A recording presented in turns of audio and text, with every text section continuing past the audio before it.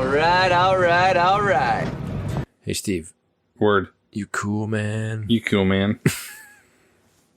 Like how? That's what I think of that. Super cool. Super cool. So fantastic. Look at me now, man. Yep.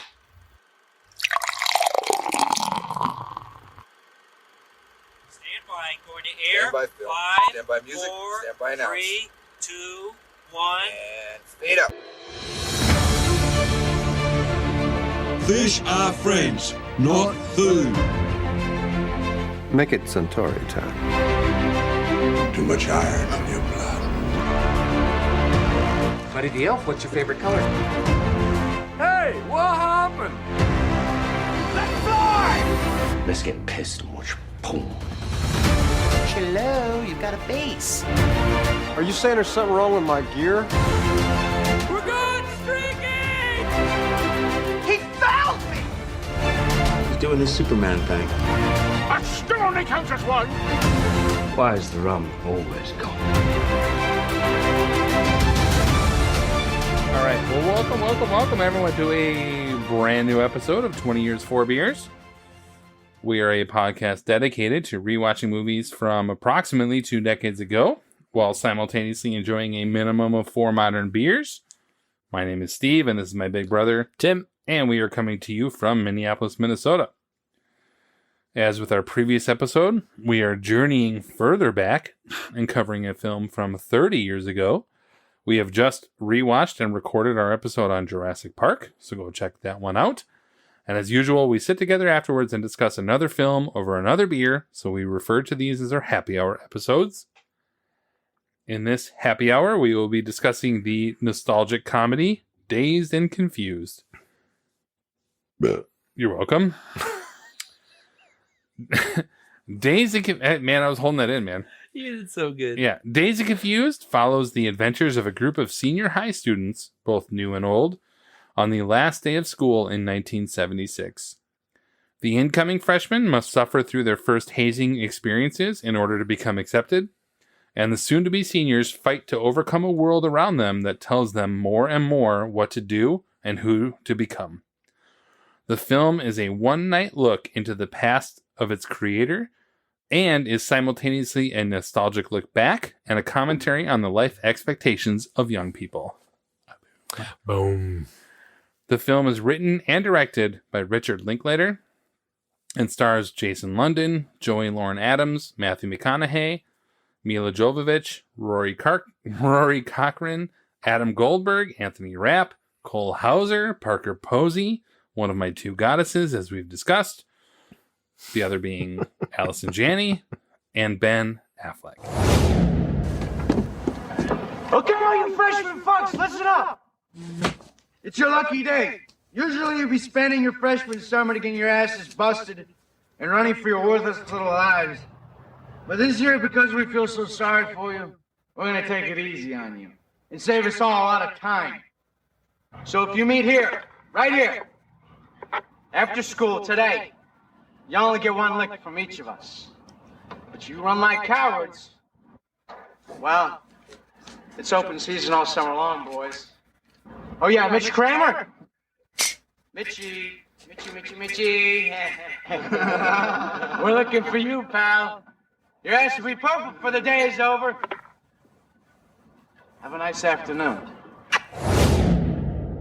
Well, our first segment, as usual, then, is Drinking Buddies. Come on, not my fucking beer. Where we present the 4 beers that we had, 2 for each of us, since we watched these separately, and give our expert drinking ratings. Tim, why don't you give it a start? I was so happy to watch this because after venturing back from my vacation last week where I was I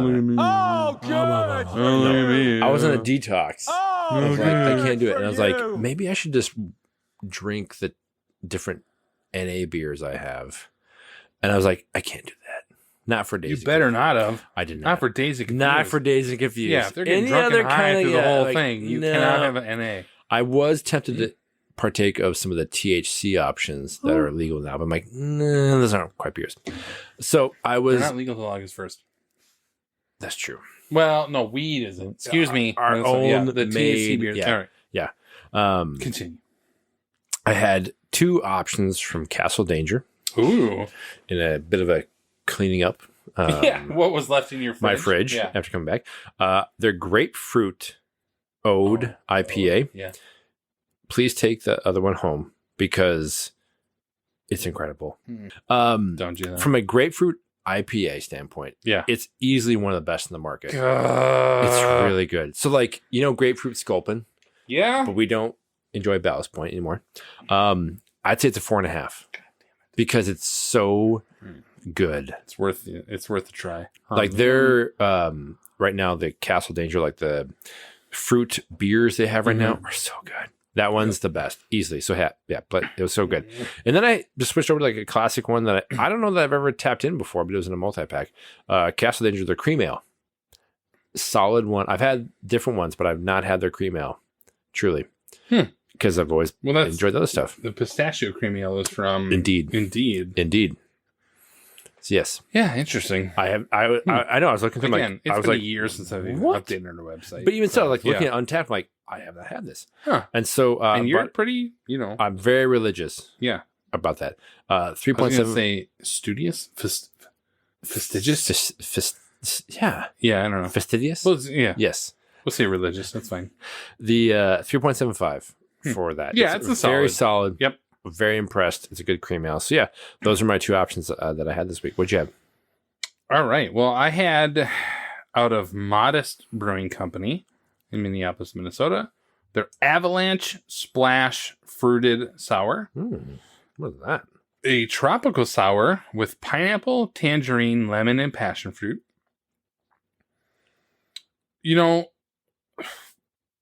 Modest gets, for both of us, a bit of a bad rap. Sure.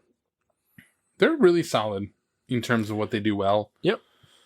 There's not a single beer that I could tell you out of Modest that's like, you gotta go find, like you talk about even Bent Paddle or Indeed when they did the fresh hop, or like there's certain beers, obviously Fulton 300, that you could like, you gotta check this from this brewery. Modest doesn't have a single beer that I would say, go find that beer. Yep. But I will say I had a 4 out of 5, very thick and purposefully thick, and it had a purposely like a champagne flavor. It was like a mimosa sour. It did not say mimosa sour, so I will like sort of like that caveat. Yeah, but it was very clearly a mimosa sour. So it was really good though. 4 out of 5. And then out of Badger Hill Brewing Company, out of Shakopee, Minnesota. Their Lawn Flamingo Triple IPA. Outstanding name. Meh beer. It was a 9.5 ABV. And the problem actually was that you could tell. Yeah. So, which it kind of knocked points off. To me, the best of the high ABVs are like hiding it. Yeah.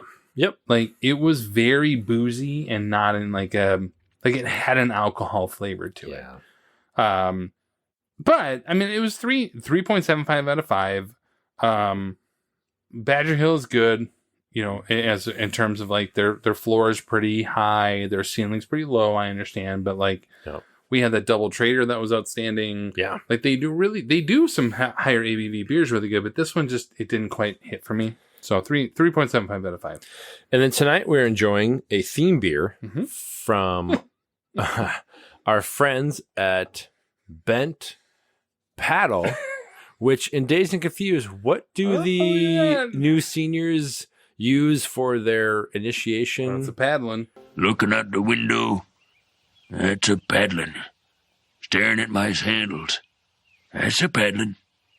Paddling the school canoe. Oh, you better believe that's a paddling. There you go. And it's a And Simpsons reference, and I'm gonna wrap it in. Yeah. and then a lot of references about, are you cool, man? Cool. A whole lot Could be cooler like cool if you did, did. man. Yeah. Their cold IPA, which I must admit I had a multi-pack a while ago through different other things, and was impressed in as much as I think cold IPAs are a joke. In a sense except of the one you had was this one? this one. Yeah. Where it was like, oh, I don't hate this. So No. I was like worried about like, okay, it's a good theme beer. I'll have it. It's a pack or a 4-pack unto itself. And it's still good. No, I like this. What was the other one? Didn't we have one recently on the last one from, was it Junkyard or was it wasn't a cold IPA? It's in your fridge right now. Oh, we didn't have a cold IPA. No. What was that one from Junkyard? Which It's one? got a dog on it. Pausing. Oh, that's from Surly. Oh, Surly. What was Yes. that one? That's a Was that cold pale ale. Ah, that's what it was. Yes, it's a cold pale ale that they brewed specifically for Not pausing. Liquor Boy. Yeah, you're right. Yes. Different, but still good. But no, you referenced this one to me, and I was like, oh, so I was like, please have it be because good. this actually has flavor to it. Yes. Most of the cold IPAs feel like nothing. A dry hop It's lager or nothing. something. But even then, it's Yes. like lagers at least have a bit of the Yes. like malty flavor to it. Yeah. Yeah, it's That's like a 3.75 for me. Same rating for me. Nice. Noise. Our next segment is the social network, If you guys were the inventors of Facebook, you'd have invented Facebook. where we take a look back at the critical and fan reception from 20 or 30 years ago. As usual, Tim is nice enough to research these, so please take it away, Tim. IMDb rating is 7.6 Too low. out of 10. But I honestly I think mean, it's I agree. respectable, but it's just too low. for me. I was surprised. I'm like, all right. Patricia Bibby Ugh, of Associated gross. Press. Patricia. I hate her. No. Ugh. If you're going to shorten it to Pat, you can shut up. Said, very little actually happens, but like life, it's not always the events that define a time, but the characters in it. And Dazed and Confused is bursting with wonderfully drawn and completely credible characters. Stephen Beard of Empire Magazine said, despite some gags which use the benefit of hindsight too much for their own good, this is a very smart piece of filmmaking, which suggests director Linklater is already one of the more formidable talents of the 1990s. And then Roger Ebert, care to guess? 3.5? 3 out of 4. Okay. 3 out of 4. Yeah. Said, writer... See, doesn't this feel like a movie that he would have been like 4.5 out of 4? Like, just would have like I can see gushed all over yes. it? Okay. Said, writer-director Linklater does not impose a plot on his material. Dazed and Confused is not about whether the hero gets the girl or the nerd loses his virginity or the bully gets beaten up. Yet the film's real inspiration is to depict some high school kids from the 1970s with such unblinking attention that makes viewers realize how romanticized most movie teenagers are.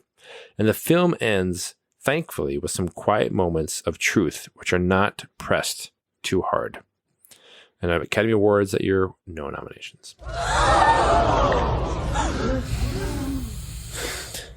You seem contemplative. I get really tired of critics talking about plot.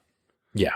And I understand, like, I think to their like benefit of the doubt, what they're talking about is the 3-act structure. Yep. Of like, you know, The rinse and repeat. beginning, middle, end, or Yep. whatever. But what most of us think about plot is story. Like, if you give me 1 act's worth of a good story, Yep. why is that not plot? Yep.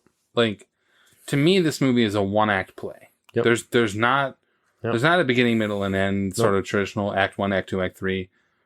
I get Jurassic Park had this. We were just talking about lack of plot. Yes. Like, what? There's more than enough plot to keep me interested for 2 hours. Yes. Like, so that's what bothers me is like, I'm not an English professor. I don't play one on TV, but like, what plot do you need in this? Yep. When you walk into a movie like this. But anyway, we'll get back to that. So, Yeah, all right. yep. All right. So anyway, That's Social Network. thank you. So with the beers and reviews out of the way, that brings us to Spotlight. They knew, and they let it happen. Our reactions segment where we highlight and discuss our top takeaways of any kind from rewatching the film. Why don't you get us started? I have a question for you. What do you So, when we were thinking of like casting aside the 20-year frame Yeah. for our structure, which I love, Yeah. at times being like, okay, where can we With go? certain films, yeah. Yeah, like what would We have be a couple like more coming yet. of 30 years? And clearly Jurassic Park was like, yeah, we have to do it. Yeah. And then we looked at 93, Mhm. and this stood out. And my thing that I was thinking about when I was watching it was like, we love this movie. Mhm. It had an impact when we saw it young age. But I was looking at it through the lens of, and some of my questions is like, why do we feel this movie is a classic movie 30 years? Of all the movies that came out that year. Sure. And we're not talking about like, let's not do shit in this list. It's on. Yeah. It's not a happy hour thing. No. Could have watched We're Back, a Dinosaur Story. Yeah, like, what about this?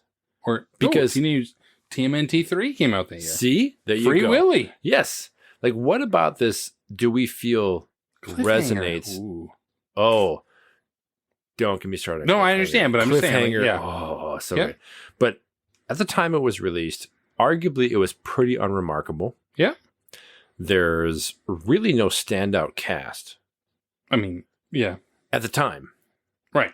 Oh, in terms of, marketability. When it was like, there's no marquee name to it. Right. Because clearly they spent all their budget on getting rights to the classic rock. 1/6 of the budget went to the soundtrack. That's it? I thought it'd be like half. Well, like, it was a $6 million budget, and at least $1 million went to the budget. Yeah. Because it's an amazing soundtrack. And so when I was in the second film from a pretty young, unknown director. Yeah. So that's what I was coming at this from, that lens of like, I love it, but what about it stands out that why we would talk about it 30 years later? Great question. So that's a primer for our conversation. Okay. Well, so there you go. The only other comedy that year that I would have covered is probably Groundhog Day, but either way.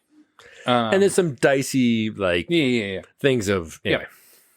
So what separated this movie for me and many other classic comedies, really, aside from this, is that it hits both on nostalgia and has depth of characters and relatability without being too typecast or too cliche in a lot of ways. Yep. All of these people, for the most part, are stoners and like they're just trying to, but they're not Sean Penn from Fast Times. They're not like they're not losers. Yep. They're just going through life. Yep. It's not a raunchy comedy. It's not, Animal House or Revenge of the Nerds or Porky's or any of those. Like it's a funny look into high school life, sort of at the heart of the 70s. But it really has real heart. Yep. One of your reviews talked about depth of character and how do you have an hour and a half movie with no name actor of any kind at the time and still give me depth of character. And that to me is what sets this out from other movies of the time 30 years on, is to say that's what it is. For me, it's the relatability to not just one, but many characters in this. For me, this is the story of the night that many kids will look back on as the key night in their upbringing, but none of them realize it until years later. Yep.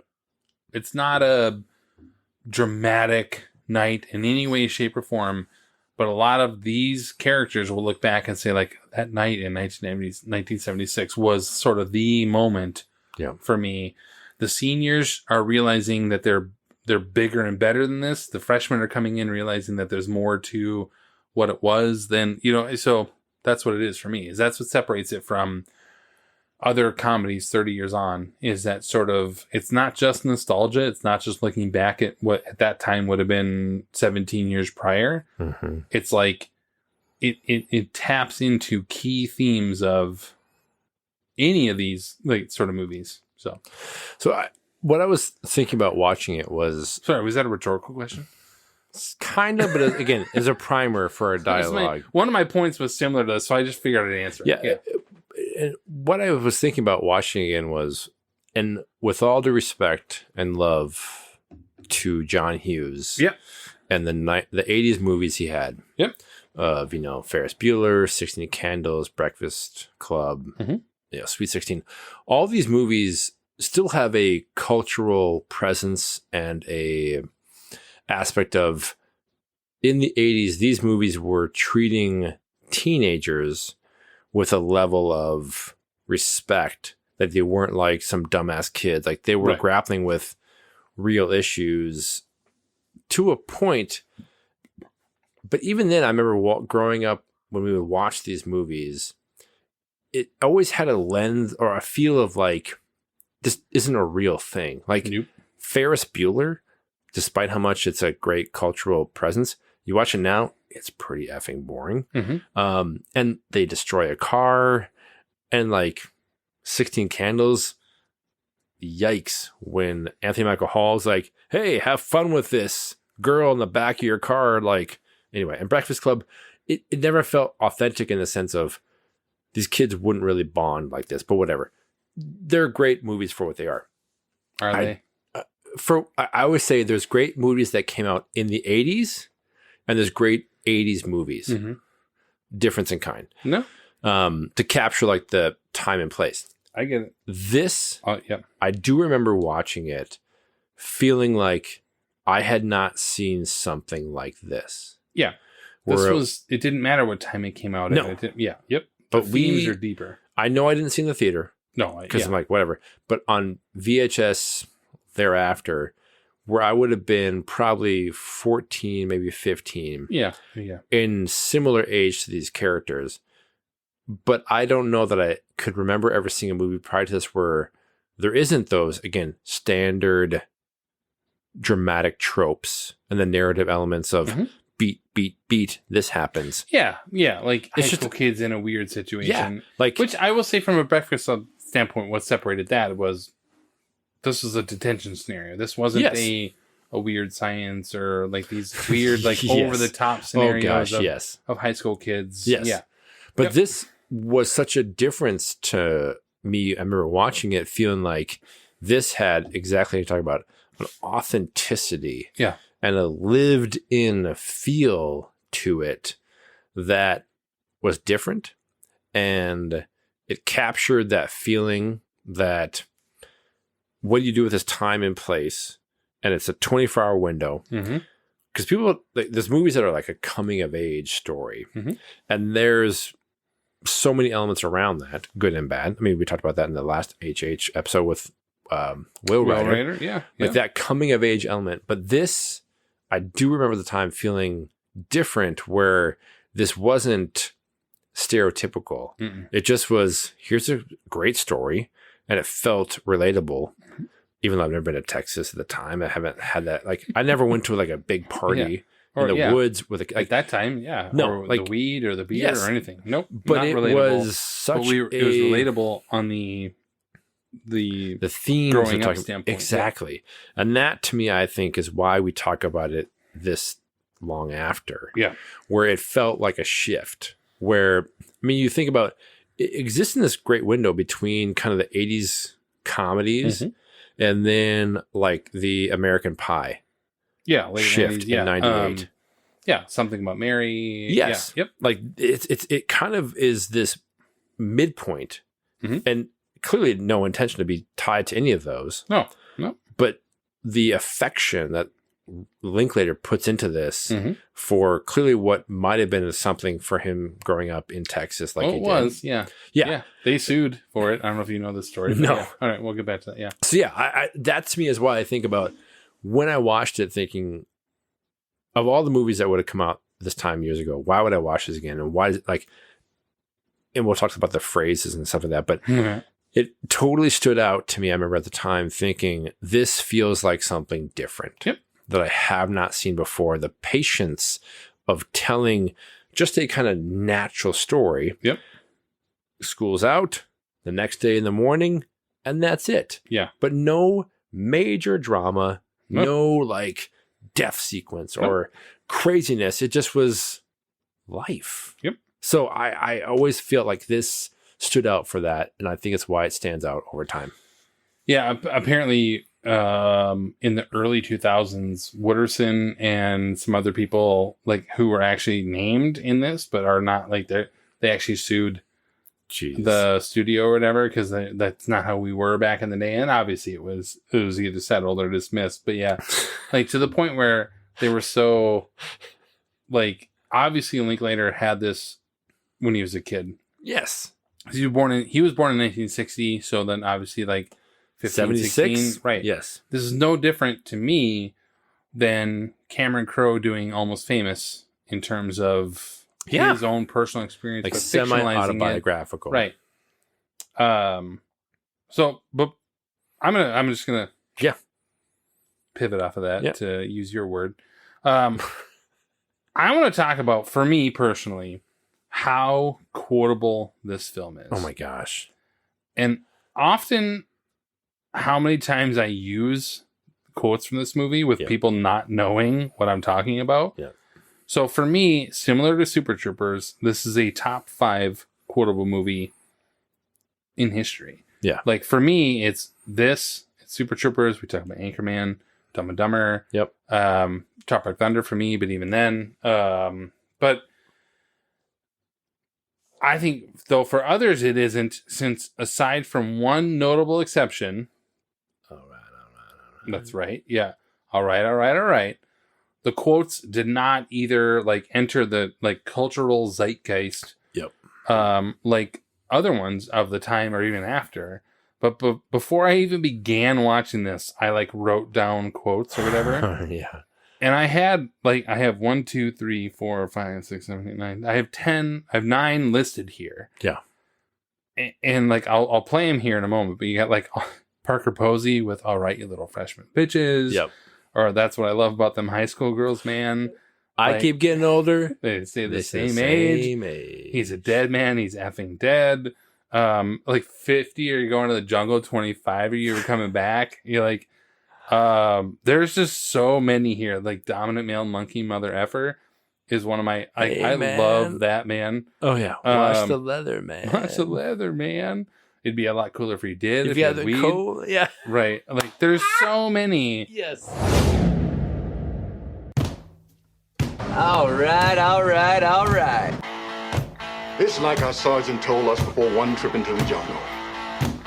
Men, 50 of you are leaving on a mission. 25 of you ain't coming back. What are you looking at? Wipe that face off your head, bitch. Y'all ready to bust some ass? Listen, I'm gonna give you shotguns, but I want you to know it's only because I'm going inside. So you're not gonna go to law school? What do you want to do then? I want to dance. Now fry like bacon, you little freshman piggies. Fry!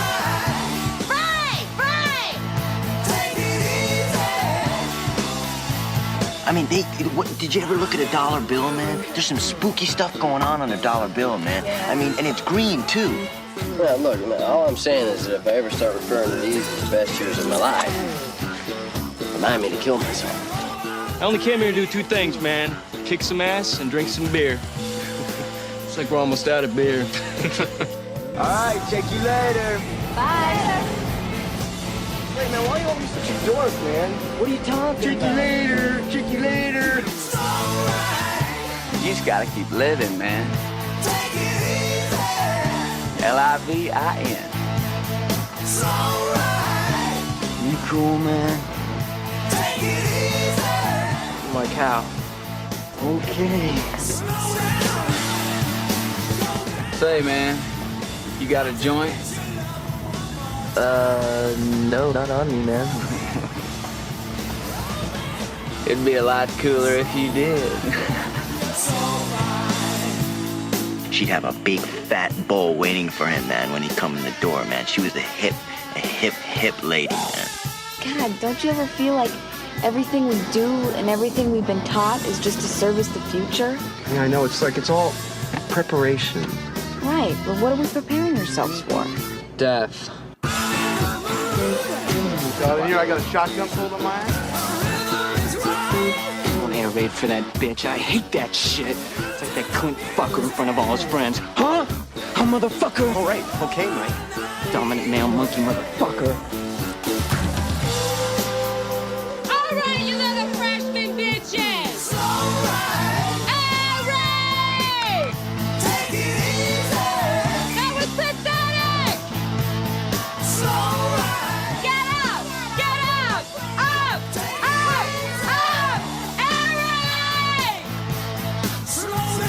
So you're a freshman, right? Yeah. So tell me, man, how's this year's crop of freshman chicks looking? That's what I love about these high school girls. I get older, they stay the same age. If it ain't that piece of paper, some other choice are gonna try and make for you. You gotta do what Randall Pink Floyd wants to do, man. Let me tell you this, the older you do get, the more rules are gonna try to get you to follow. Well, all I'm saying is I just want to look back and say that I did it the best I could while I was stuck in this place.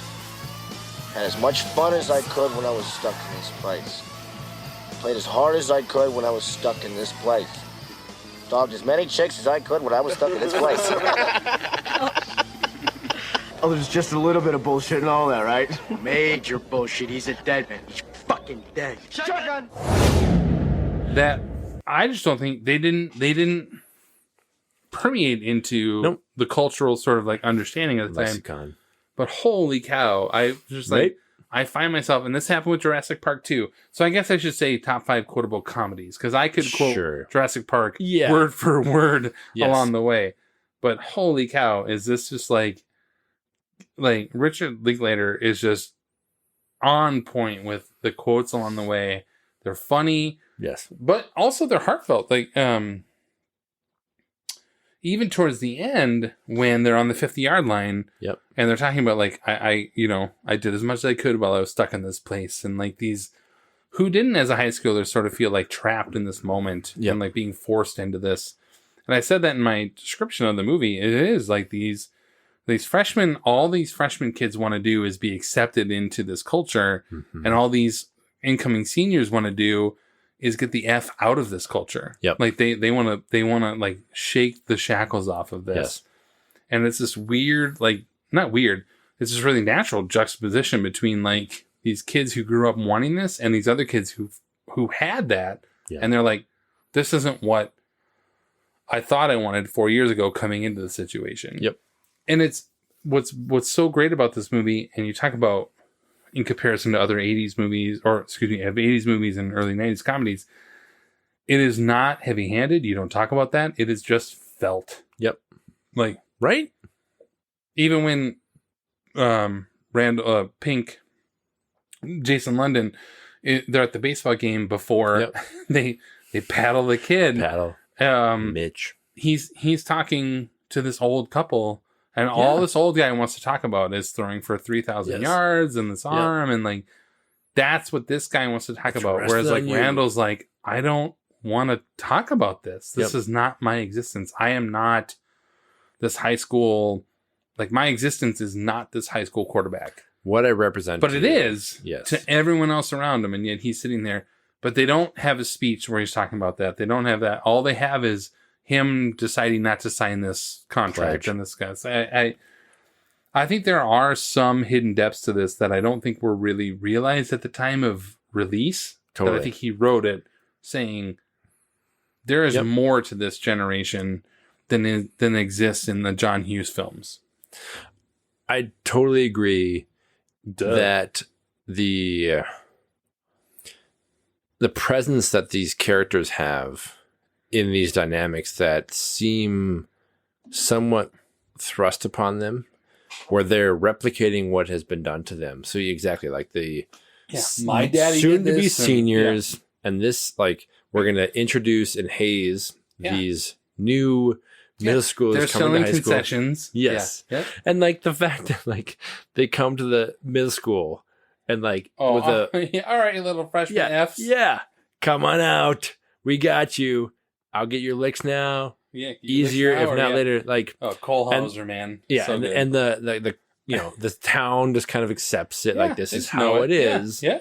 And then yes, you see the dynamic of the pressure on the, again, what I like about this is to the aspect of the stereotype of the star quarterback. Varsity Blues, other things. I have so many problems with that movie, but whatever. Like the stereotypes that come with that. What I love about this movie is it's not in that same vein of like, I have all this privilege placed upon me. It's some of these kids might just be like, I don't know that I really wanted to sign up for this. but the talent led me to this. So when he's having a conversation with the older folks, they're like, you're going to carry this forward. Or even Cole Hauser with a friend were being like, this is not about you. It's about us. Like, don't mess this up for us. I like that dynamic where it is just like, I don't know that I want this. Yeah. Like, which is universal. That's the great part about this is like Cole Hauser's character, which I'm suddenly blanking on his name. Yeah. These are the guys who are going to be reminiscing on this time for the rest of their lives. They're going to be the Napoleon Dynamite uncle. Right. Jason London. Yeah. Uncle Rico. Yes. Jason London is like, I want more than this. Yes. This is not my existence. Yeah. I don't want your life. You know, it is, but yeah. But is so terrible. Right. But yes, I think it is a testament to films like this to say you tap into what is known for the genre. Like, you know this in the genre, but you're not going to cliche it up. Yep. So, yeah. Sorry. But that's what's great about it is that's why it stands out, where you think about some of these things that might have a cultural impact in the short term. Where it feels like, oh, this is interesting or like fine, but then 5 years later, we've moved on to the next variation of a theme. Yeah. And what's always stood out to me about Dazed and Confused is that it's navigated the time between, then and now with feeling like it's so universal. Oh, yeah. And it resonates in a way that doesn't feel like, I don't know that I can think of a movie that came out since then that has that similar, and you had a great point of the vibe, the feel of it. There's nothing that I can really think about that has that piece where you capture it, where you can watch it, and it just feels good. Yeah, but like you and I did not grow up in a town that had this kind of experience with the home, like where you would like cruise the strip or do whatever, and yet I feel like I could relate to this movie. Yes, like a simpler time or whatever it is. We didn't have that upbringing. Hang with friends. Yeah, but that's what it is. It's hanging with friends because you had nothing else to do. Like, your only option was going out with friends. Yes. Yeah, catching a movie or what, hanging out at the Emporium or whatever. But like, that's what it was. It was that element of saying we didn't have the option of sitting at home. Yeah. And neither of us are going to be the people who are like, back in my day, or look what we had. You kids have it so easy. Yeah. But that's what this movie does tie into, that I do not think kids today will understand. Totally. That sort of, I have nothing else to do. I was wondering so I'm going to go hang out Yes. with my friends and just sit and do whatever, whether it's with weed, with booze, or it doesn't matter. Just, I'm going to do whatever it is because that's all I have to do. So there is some of that tied in from a nostalgia standpoint because that's what we had to deal with. Yes. In our own way. I do wonder, I've long professed there's no more powerful intoxicant than nostalgia. And I do wonder, where does that window shift for generations where we could, I think, not having directly experienced a similar thing, but be close enough to 76, 93. It's enough. 20 years basically. That's close enough. But you're going to tell me between 93 and 2010? Yes. Those are the same. That's not the same. No. This is not. Those are two fully different things from an upbringing standpoint. So I do wonder about watching this at some point with my kids being like, this might be tough. Like if they're going to experience it like 15, they're like, this is really stupid. Yeah. I hope not. God. Oh God. So when does it have that window where it no longer becomes a classic? But anyway, yes. Matt, my kid asked me one time, like, did you grow up with typewriters? Like, yes. Yeah. Wait, yes? Like, I'm just sort of like, wait, what? Yeah. Whereas he's like on iPads the whole time. Like, oh God. You gotta have that. Fundamentally different. Like, I grew up on a typewriter, so did you. Yes. Our parents grew up on typewriters. Yep. Like, there was no different. Yeah, the technology got a little better. We're talking typewriter to iPad. Yes. Generationally speaking. Totally. Like, typewriter, iPad. That is a fundamentally huge change in an upbringing. So, exactly. So what I like about this movie as well is, like everything. Again, we could, and we will wax him poetic in many ways. Yeah. But I like the fact that it's also not just the kids, but the parents and the adults are not caricatures. Sure, no. Like you have, the coaches are somewhat a heightened version of like the Randall buckle down. Floyd. Yeah, like you're gonna like, but it's not annoying. No. But the parents of some of these kids, like when I forget his name, but whatever, he's like have the party, but the parents are gonna stay there. Mm-hmm. They're not that over the top. Or when Mitch, the main character, comes back home and his mom's like, "All right, this is your one time." Yep. And it's not like free card. not to belabor the point, but so much of the John Hughes stuff was like the parents were so dumb and oblivious and just like, oblivious to, gee willikers, kiddos, like, oh gosh. And I like that about this, or when O'Banion comes to paddle one of the kids and the mom comes out with the shotgun, like, get out of here. I like that, where it wasn't just a caricature. So it adds an extra feel to it where they exist not just unto themselves as this age group, but they exist around these adults that aren't dumb or oblivious or stereotypes or caricatures that I think would have diminished the feeling of it. It's like, if you're ever going to introduce, which again, your choice is you don't have them in there, the parents or the adults, or even the teacher at the middle school, where they're like, hey, can we leave early? And he's like, back in Nam. Men? Yep. 50, you're going to the jungle. 25 of you ain't coming back. Like, it's and so he great. Laughs at he it. laughs like, yeah, you got to pay your dues. And I'm okay with that because if you're going to introduce adults into these kind of like high school or kid movies, don't have them be stupid, oblivious to what's going on around them. Yeah. And that's what they I like all about know. this. They all know what's they going on. all know what's going on with it. And exactly. And that's why I think it adds an element where if you're gonna take the step, have it be a worthwhile thing, and the adults add or the cashier at the was buying beer. Yeah.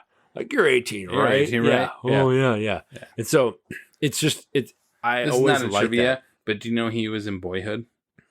Oh, the cashier guy? The cashier That's guy was in fantastic. Boyhood as well. Years later with Linklater. Yeah, I was like, all right, well played. I like that. Yeah. As a cashier. So that was watching it feeling like, so many times it's easy to have the non-kid elements or teenager elements be ridiculous. Yep. And they didn't take that, which I like. Yep. All right, well, we have to mention the soundtrack. Please do. I already did a little bit. Oh my gosh. Easily one of the greatest, if not the greatest soundtrack of a film It's got to ever. be the greatest. And it forgotten. Probably because they didn't release an actual soundtrack. Yes. It was just, they used it. It probably is the greatest. You can see how they ended up reportedly, we talked about spending 1/6 of their film's overall budget, $1 million out of the reported $6 million total, which at the time in 93, that's a lot of money. For a small movie? But I'm looking at X1V. That's 14, and it's not even all of them. You've got, you got 2 songs by Foghat, 2 songs by Alice Cooper, School's Out, Slow Ride. Oh, excuse me. School's Out, No More Mr. Nice Guy, Slow Ride, Rock and Roll Hoochie Coo, Tush by ZZ Top, Love Hurts by Nazareth, 2 songs by Ted Nugent, Cherry Bomb by Runaways, Fox on the Run by Sweet. Yes. And you're just like, you got Lowrider, Tuesday's Gone, Rock and Roll All Night by Kiss, Paranoid by Black Sabbath, like Sweet Emotion by Aerosmith. At the beginning, like one of the best beginnings. And you got like Right Place, Wrong Time by Dr. John. Like you just go, there are 15 to 20 songs in this.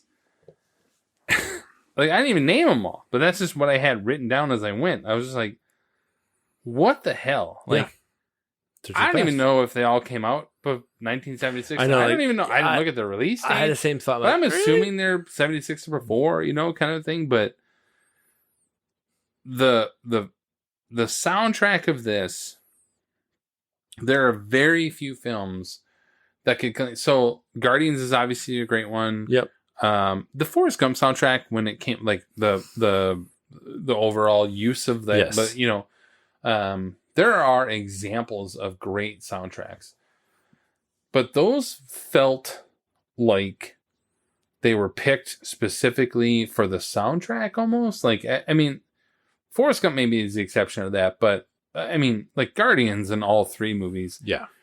They're picked but they're not quite picked the same way to me. Yep. And this, what it comes up with is this just brought up all the feels. And we didn't grow up in the 70s. We didn't grow, we just didn't. No. And God, I mean, the closest thing we ever came to probably as kids was maybe Reality Bites. Maybe.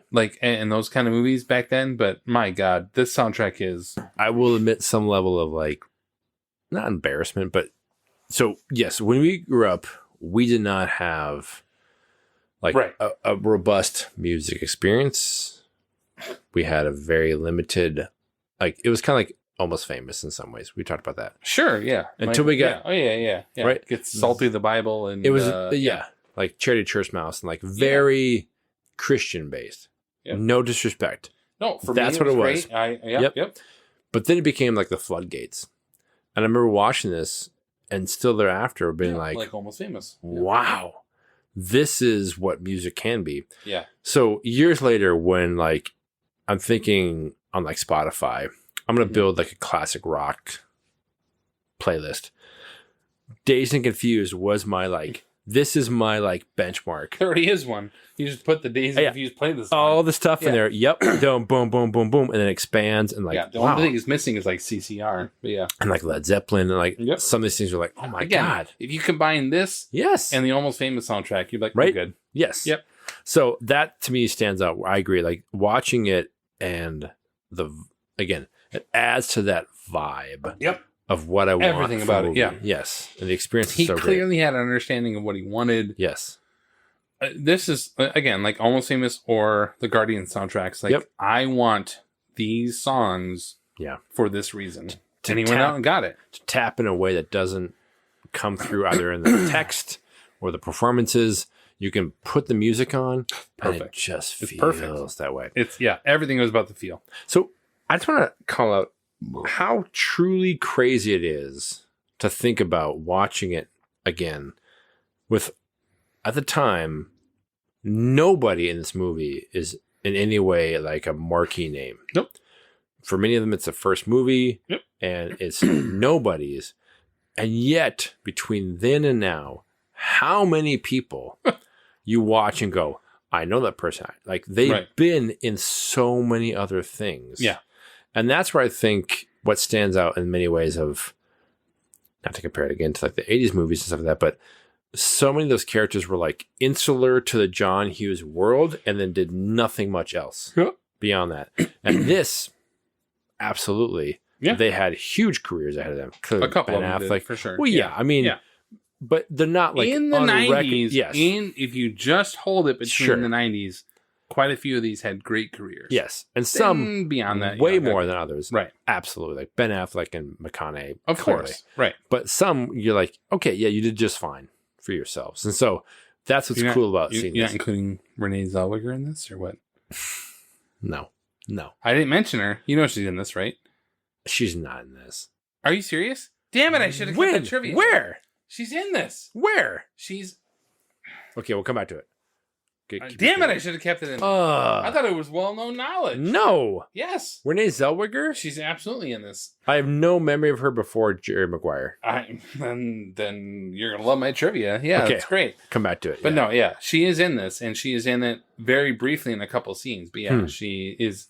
If I were to show you a picture of her, you'd be like, oh, yeah, okay, she's in there. She's basically a glorified extra. But anyway, we'll come back to it. A glorified, not Joy Lauren Adams. Yeah, okay. Yeah. So, that's why it's cool seeing movies again you watch back. You go, okay, boom, boom, boom. All these characters or actors that became bigger than this. So I'm amazed from what they were able to cast for this. That especially locally in Texas, Kevin Smith, and yes, so okay. Do you have any others? No, because so much this is it's such a vibe. Again, I just love this movie. When we were thinking about 30 years Jurassic Park easily, and that's where I think of the difference. Where Jurassic Park clearly was a difference maker. It changed the game. From that Friday we saw it in the theater. Right. And then a movie like this is a difference in kind, but yet the same, where it had a changing aspect to it. Yeah. That we wouldn't appreciate until years later. Sure. Yeah. Decades later. Where that's what I like about watching these movies somewhat back to back, where JP changed everything, in my view. Dazed and Confused, it had a cultural impact, small, that would build up over time. Right. That's what's great about it. Here's a picture of her in the... She's pouring ketchup on... Oh, okay. Yeah. So blink and you miss her. No, she's in a few scenes, basically. Sure. But she's like a featured she's extra terrorizing. almost. Yeah. Yeah. Yep. She's in... So, to that point, let me talk about She auditioned for she auditioned for a different role, but like got turned down, and they offered her basically like, you can hang out. But what I love about this movie as well is the humanity of these characters. We're hazing these aspects, ha ha ha ha ha, funny, but yet when they get through some of that, you can see the connection. Like Mitch's older sister to Sabrina being like, hey, you should come out with us. Or the guys that beat with the paddles, hey, come out. Like, it's like, okay, we've done our ritualistic aspect. Yeah. And then we'll have you. And that's what I love about this too. It's not just over the top, like good, bad. It's just, again, authentic where, cool, we've played our role. And then, hey, let's just chill. You want to get high together? You want to drink? Cool. Yeah, man. So that leads me to my last point. Yeah, I'm done. So, like, look, I am not advocating for hazing. No. Let's just start with that. Yep. But asterisks. There are some cases such as this where, at its core, it's not about punishing the freshman for coming up and taking my place or anything like that. It's actually about welcoming them into this new community that you're coming into. Yeah. Are there things I would not repeat, like paddling? Yeah. Sure, of course. Like, I'm not arguing that. But the types of initiations that happened over the years, such as what the girls do specifically, is something that I would argue is somewhat missing today. Yep. Not a back in my day, look at me kind of a thing, but it is arguably something that is missing. This sort of like, we're going to put you in this uncomfortable position, like the back of a Volkswagen, and slightly different. Good call. Like, no one should get hurt here. No. We're not talking about that. But there should be ways to do this in such a way that was done. And I think that's where this nostalgia, like, you're objectively talking about 17-year-olds beating 15-year-olds with paddles or 14-year-olds. Like, that should not be something you, like, wish upon people. No. Comma, but, like, there is a certain level of, like, what's lost in the last 20 years is that feeling of, like, I want that, but in order to get that, I need to sort of go through this initiation within this, like, realm of safety. Like, we're still going to be there. We're going to do it. I went through this when you were a kid. Look at me. I'm safe. It's fine. And now let's do this together. Let's fry like bacon. Like, it is, there is something lost in that. And I will say, you talk about from, like, our kids and, like, future, that's lost. It's just, it's gone. Yep.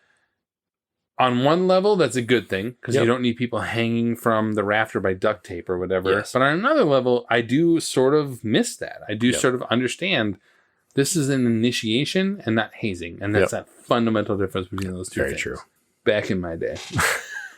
Let me tell you about back in my day. All right, so with our reactions out of the way, that leads us into our next segment that we call The Verdict. I'm going up there, I'm going to try it, I'm going to let the jury decide. This is pretty much exactly how it sounds. Each of us takes a minute to put a cap on our reviews, give a rating, and whether or not the film holds up 2 decades or 3 decades later.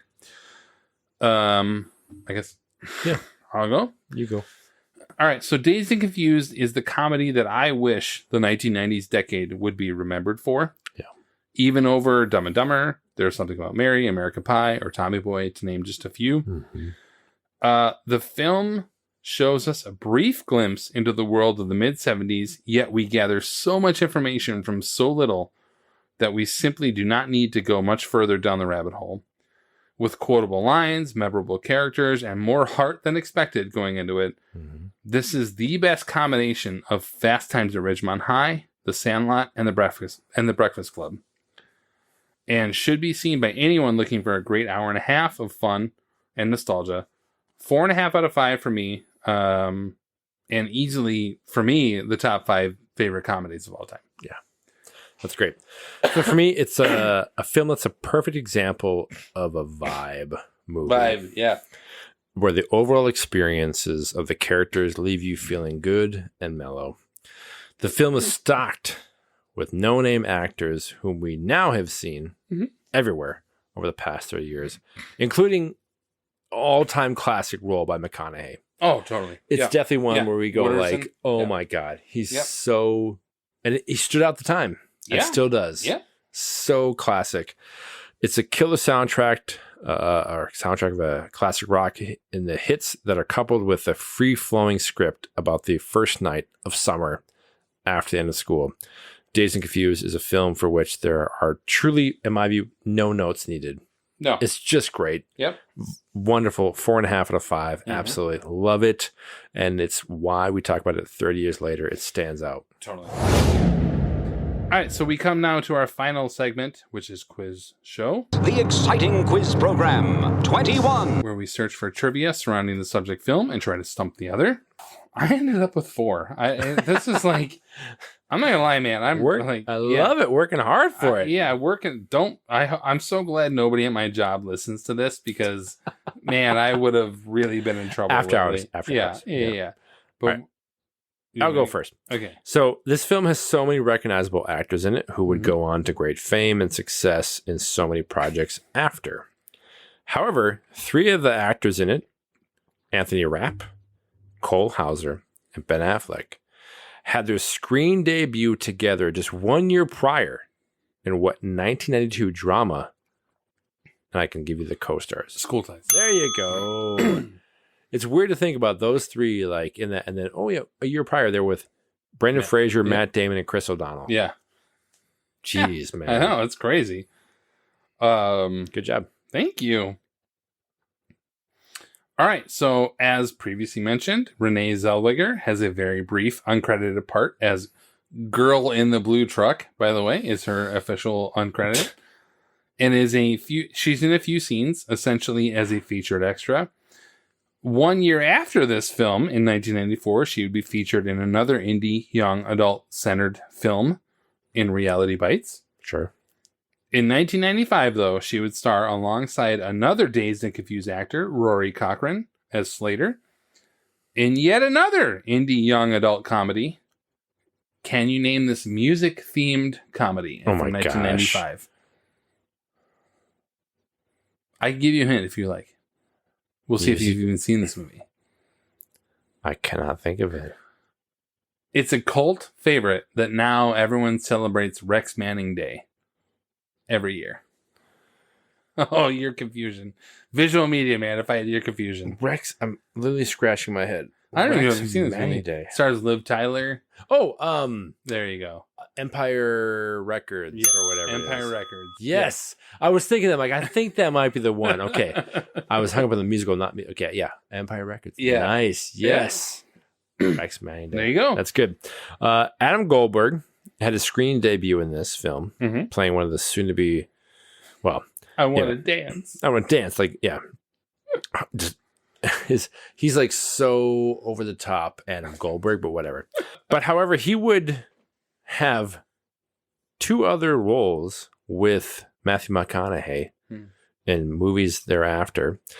One in a 1999, ahead of its time, reality TV satire, and a 2003, which we're not going to cover this year, romantic comedy, which we have declined to cover. Yes. I can give you more details, but yes. He was starred Adam Goldberg and Matthew McConaughey together. It's the Ron Howard movie, but I can't think it's Ron Howard. Yeah, I can't suddenly think of the name of it. Like, I can picture the whole thing, or I'm sitting here blanking on the name of it from 1999. What is it? Ed TV. Ed TV. Yes. There you go. Another great, Yeah. like a rare, great one. And we'll watch Truman Show later this year. Sure. Again, reality TV has its time. But yeah. So McConaughey and Goldberg from 2003. 2003. Yep. Is that Failure to Launch? Or is that came later. How to Lose Tag? Yes. How to Lose a Guy in 10 days. Yes. Yep. Yes. That's right. They would be together again. Ed TV. Wow. Right? I know. It got lost in the Truman Show shuffle, which we'll talk about later. Yes, this year, but it's still good. It is good. Yes. Yeah. Ahead of its time. Yep. So, all right. So director Richard Linklater and Matthew McConaughey met on this film and hit it off, immediately becoming close. They would go on to work together just 2 more times so far after this film, though. Can you name the 2 films directed by Linklater and starring McConaughey after this? One was in 1998 and the other in 2011. I can give you more if you would like. Linklater and McConaughey partnered again? 2 times. In what was the year? 1998 and 2011. 1998 was a bank heist film, kind of. Oh, there it is. Oh gosh, I can see it. Like Some Skeet Ulrich action for Newton Brothers or something? The Newton Boys. I'll The give Newton you that Boys. one. Okay, yeah. Newton Boys. In 2011, also co-starring a frequent collaborator of Linklater. In Jack Black. I don't know. You haven't seen it, I'm sure. But yeah. I have no idea that one. It was Bernie. Oh, I have not seen that. Jack Black, McConaughey, and no, I have Shirley not seen MacLaine, that. I think it is. Yeah. Yeah, he's like a grifter or whatever. Mhm. I did not see that one. Good trivia. Thank I you. did not. Yeah, okay. I got 2 more good ones for you, but you can go ahead. Here we go. My dumb one. So Joy Lauren Adams, Mm-hmm. Parker Posey, and Michelle Burke, who play some of the female bullies, but also Mitch's older sister, Okay. Yeah. starred in another film together the same year in 93. In what SNL spin-off film did they star? And I can give you the other co-stars. So Parker Posey, Joy Lauren Adams, and her name's Michelle Burke, who's Mitch's older sister. Oh, in 1993? Yep. Oh, that's a good one. What do you got? With Dan Aykroyd and Jane Curtis. Oh, Coneheads? Yep. Really? Yep. Michelle Burke is the main daughter. You're the daughter? Yes. Yeah. And the other two have like small parts. Yeah. Of it. Yeah. Huh. Right? That's where you lost me on that one. Yeah. Good Same trivia. same year. Nicely done. Woo-hoo-hoo. All right. Buckle up. What you got? Yeah, you're going to buckle up on this one. So this is kind of a funny little trivia. The man who stops the car at the convenience store. Oh, the crazy Texas guy. That looks oddly like... I always think he looks like Randy Quaid. He does a little bit, He yeah. looks like a Quaid brother. Yes. Anyway, he stops the car at the convenience store with a gun. His name is Fred Lerner, who is a longtime stuntman, stunt coordinator, and small part actor. He did stunts, funny enough, on E.T., Die Hard, The Rock, as well as countless others. However, in 1997, he performed stunts and had an uncredited role in what classic crime drama that we have covered? LA Confidential. Correct. Really? Wow. Yeah. That's some good trivia, Thank man. you. If I showed you a picture of him, you'd be like, oh yeah, because I think his like role is like man with shotgun. Like he's just one of the cops with the shotgun. Holy But cow. He's a stunt man on that one. That's good. one. You're going That's to good. really love this one. Oh, I can't wait. So Jason London plays Randall Pink Floyd in this film. Yep. And is the twin brother of Jeremy London. Jeremy. A.K.A. Second Suitor from Mallrats. Tim's laughing because that's his fantasy football name. Yep. Fun fact. He is actually one of 3 actors in this film who has a twin sibling. Care to take a stab at the other 2? I remember watching the credits. So the redheaded girl is Giovanni Ribisi's That's sister. correct. So the last name's Marissa Ribisi is Ribisi, Giovanni Ribisi's. That's pretty big. Yep. Outside of that, I have no idea. She's one of my goddesses. Oh, Parker Posey? Parker Posey has a fraternal twin brother in Christopher. Not an actor. Sure. Yeah, but yeah. So there are two That's good. other twins in that. Jeez. That's really good. All right, well, that brings us to the end of our happy hour episode on Dazed and Confused. If you haven't already, please go back and listen to our previous episodes, all featured on your favorite streaming platform. And for some fun episodes later this summer on please pay attention for some fun episodes on Pirates of the Caribbean, Curse of the Black Pearl, and TBD. TBD.